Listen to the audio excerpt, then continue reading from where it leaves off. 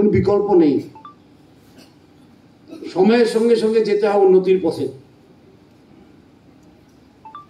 From the past we can learn, we cannot live in the past. বিগত দিন থেকে আমরা শিখতে পারি, যতই সুন্দর থাকুক সেই দিনগুলি, কিন্তু সেই দিনগুলিতে আটকে থাকা যায় না, পথে চলতে হয়। এবং ত্রিপুরা রাজ্য এই সরকারের আসার পর 2018 থেকে অনেক ত্বরান্বিত হয়েছে, কাজ অনেক ত্বরান্বিত হয়েছে। রাস্তাঘাট কিভাবে লাস্ট মাইল ডেলিভারি করব, আমি মন্ত্রী ছিলাম, ফাইন্যান্স দেখতাম, পঞ্চায়েত দেখতাম, আরডি দেখতাম, পাওয়ার দেখতাম, প্ল্যানিং দেখতাম, ঠিক না, অনেক কিছু দেখতাম। এবং আমাদের প্রচেষ্টা সবসময় ছিল কি, how to go to the last man, শেষ ব্যক্তির কাছে কিভাবে উন্নতি পৌঁছে দেওয়া যায়, শেষ ব্যক্তির কাছে কিভাবে আজকাল দিনের সুখ সুবিধাগুলি পৌঁছে দেওয়া যায়। আর এখনো সরকার এই দিশাতেই চলছে। Development to the last mile, delivery করা, শহর কেন্দ্রিক নয়, যাদের দরকার তাদের আগে, লাস্ট ম্যান ফার্স্ট। আমি প্রশংসা করি সরকারকে। আজকেও সরকার কি করছে, ট্রাইবাল ওয়েলফেয়ার জন্য ওয়ার্ল্ড ব্যাংক থেকে টাকা নিয়ে এসছে।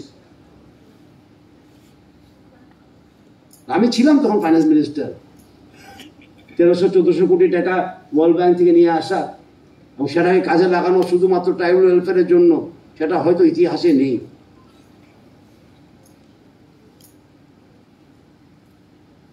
এবং সুতরাং এই সরকারও, আমাদের রাজ্য সরকারও একটা ইতিহাস তৈরি করা হচ্ছে এখানে, উন্নতির ইতিহাস। একটা আন্দোলন হচ্ছে, উন্নতির আন্দোলন। আজকে আমাদের সঙ্গে মথাও এসে গেছে, আমরা সব একভাবে কাজ করছি। আইপিএফটি আমাদের সঙ্গে আছে, আইপিএফটি আমাদের সঙ্গে আছে, মথা আমাদের সঙ্গে আছে, জনজাতি মোর্চা আমাদের নিজের সংগঠন আছে। সুতরাং আজকে সব ডেভেলপমেন্টের পক্ষে আছে। কাজ করতে এখন খুব সুবিধা, কিন্তু কাজ করার জন্য প্রথম শর্ত হলো শান্তি। Without peace they cannot be no any development. শান্তি রাখা, সম্প্রীতি রাখা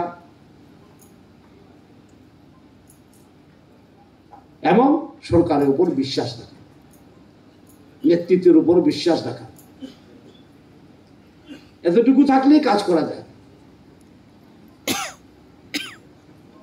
তাই আপনাদের কাছে আমার এই অনুরোধ থাকবে, হয়তো আবার কবে আসবো ঠিক নেই, এখন তো সাংবিধানিক পদে আছি, আরেকবার থেকে আসলেও স্পিচটা পরে বলতে হবে। আর আমি কাচ্ছাটে মানুষ না বেশি, অনেকজনে পছন্দ করে না আমাকে, কিন্তু আমি এই কাচ্ছাট করতে বেশি পছন্দ করি না, যা মনে আসে তা বলে দেই। এবং আমি ভাবি এখানে জনজাতি, আমাদের তেলেঙ্গানাতে এখন যে স্টেটে আমি আছি সেখানেও 5th শিডিউল এরিয়া আছে, সেখানে বেস্ট প্র্যাকটিস যেগুলো আমি মুখ্যমন্ত্রীর সঙ্গে আলাপ করবো, এসে যে বেস্ট প্র্যাকটিসেস হচ্ছে সেখানে জনজাতিদের নিয়ে, সেটা নিয়ে আলোচনা করবো এখানে। কারণ আদান প্রদান দিয়েই উন্নতি হয়। সুতরাং গভর্নরের যে ভূমিকা, সেটা হলো একটা সেতু, কেন্দ্র এবং রাজ্যের মধ্যে সেতু, এবং নিজের হোম স্টেট যেখানে পোস্টিং হয়েছে ওনার, সেটা হলো একটা সেতু। উনি সেতুর কাজটা করেন। He is a bridge between the centre and the state and his home state and his posted state. কাজ অনেক, খুব ভালো লাগলো আজকে। আমি কোনোদিনও ভাবিনি যে গভর্নর হয়ে আমার প্রথম কি সম্বর্ধনা হবে কোথায়, মান্দায়ে। এতগুলি লোক এসছেন, আপনারা কষ্ট, সবাইকে আমার প্রণাম, আমার নমস্কার, আমার ধন্যবাদ। আমি বিশেষ করে আমি মুখ্যমন্ত্রী এবং ওনার মন্ত্রিসভাকে ধন্যবাদ জানাই, এত সুন্দর একটা সম্বর্ধনা সভা করেছেন, সেটাও শহর কেন্দ্রিক নয়, সবকিছুই শহর কেন্দ্রিক হতে হবে কথা নেই।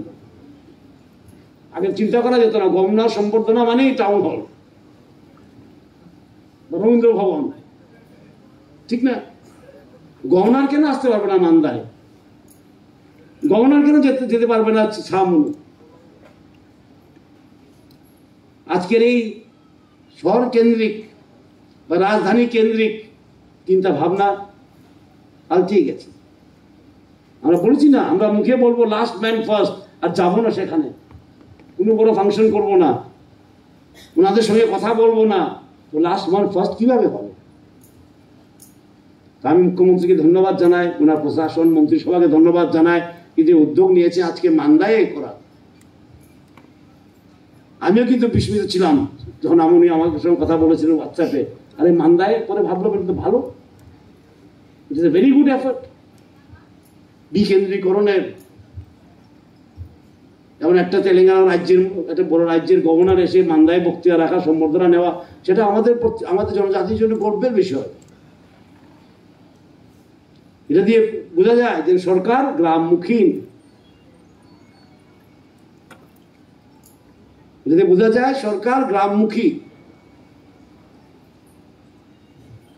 সুতরাং ওনার প্রশাসন এবং মন্ত্রিসভাকে ধন্যবাদ জানায়, এত সুন্দর সম্বর্ধন সভা ওনার আয়োজিত করেছেন। আপনারা এসছেন কষ্ট করে, আগরতলা থেকে অনেকজন দেখি, আপনাদেরকেও ধন্যবাদ জানাই। আবার দেখা হবে, সেখানে আমি আসবই, কারণ এখানে আমার জন্মভূমি, এখানে আমার কর্মভূমি, সব ভূমি এখানে আমার, ঠিক না? এবং আপনাদের সবাইকে নমস্কার দিয়ে আপনাদের বিদায় নিচ্ছি। জয় হিন্দ। সেটা কারেকশন করে আসে, তারপরে বলতে হয়। আমি আমার অফিসকে বললাম আমি যাব মান্দায়, শেষবারের মতো মনের কথা বলতে দিন।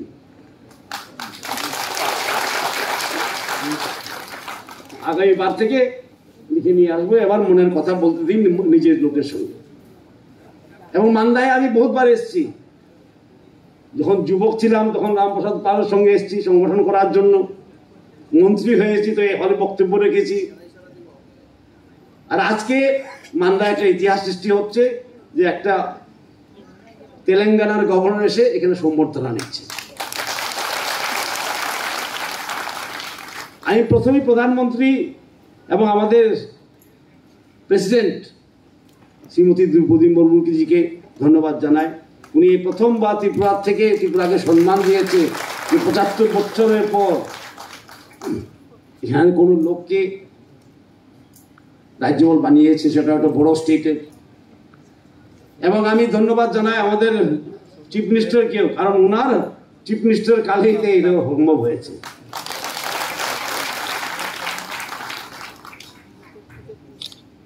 সুতরাং আজকে একটা আমাদের গর্বে দিয়ে, শুধু আমি নয়, আমি যে তেলেঙ্গানায় গিয়েছি জিষ্ণু দেববর্মা হিসাবে যাইনি, ত্রিপুরার হিসাবে গিয়েছি। তাই আমার ওভারটেকিং এর দিনে আমি সেখানকার মুখ্যমন্ত্রীকে রিক্সা পরিয়ে দিয়েছি, বলে আমি রিক্সা পরবো, আপনিও রিক্সা পরবেন, দুজনে রিক্সা পরে আমরা কাজ করবো। আর আমি যখন প্রধানমন্ত্রী এখানে গিয়েছি তেলেঙ্গানা চাদর নিয়ে, উনি বলেছেন আমাকে, आपसे चादर देना आदत करो, तुम्हारा रिक्शा कहां से होगा, आप चादर दो। কারণ তেলেঙ্গানা আমরা কি করি, চাদর দিই, সেখানে সিল্কের চাদর দেওয়া হয়। সুতরাং আমি ত্রিপুরার প্রতিনিধি হয়ে তেলেঙ্গানায় গিয়েছি,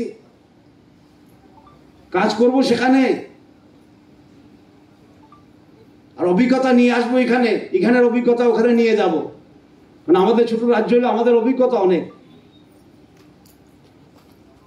যেমন মুখ্যমন্ত্রী বলছিলেন বায়ো ভিলেজ 2.0, সেটা হয়তো এখানে করা যাবে, ওখানে অনেক ভালো ভালো প্র্যাকটিস আছে। So I am not only the governor of Telangana, I am also the ambassador of Tripura to Telangana.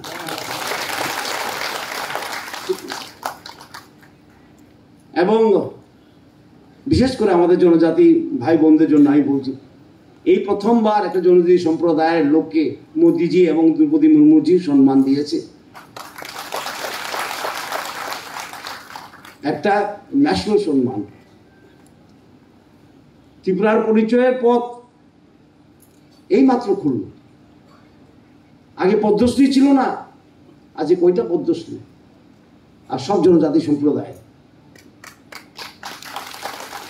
Governor ছিল না, আজকে গভর্নর আছে আপনাদের। কারণ আমরা বিশ্বাস করি, আর আমি সবসময় কথা বলি, আত্মনির্ভরতা শুরু হয় আত্মবিশ্বাস, আত্মসম্মান দিয়ে।